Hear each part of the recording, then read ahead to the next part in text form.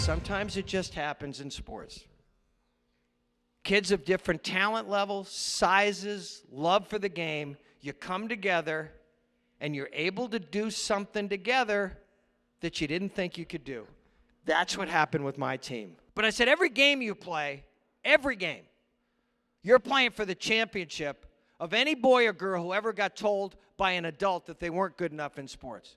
In early March, veteran sports writer and best-selling children's book author Mike Lupica visited the Ottoson Middle School. He captivated the audience of 7th and 8th graders with stories of sports and life and the relationship between them.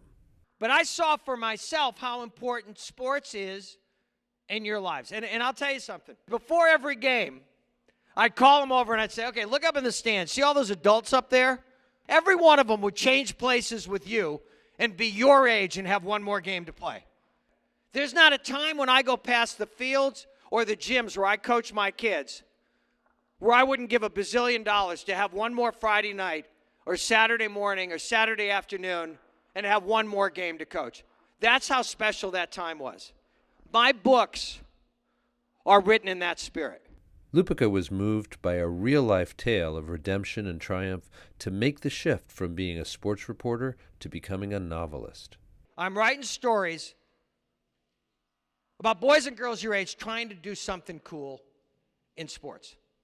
Every one of you has a novel inside you. If you stood up today and told me about the best day you ever had in sports, or the worst day you ever had, or the best coach, or the worst coach, some memory that you have, I'm just wired this way. Immediately, I'd start thinking of it as a novel. These stories are your stories. The stories I tell are your story. And now here I am with a new book called The Only Game. It's about a boy named Jack Callahan. He's 12 years old. He's the best 12-year-old baseball player in his town. But he's lost his brother under tragic circumstances, and he blames himself even though it was not his fault. And he doesn't say this to his parents or his friends, but to punish himself, he takes away the thing that he loves the most in his life other than his family, and that's baseball.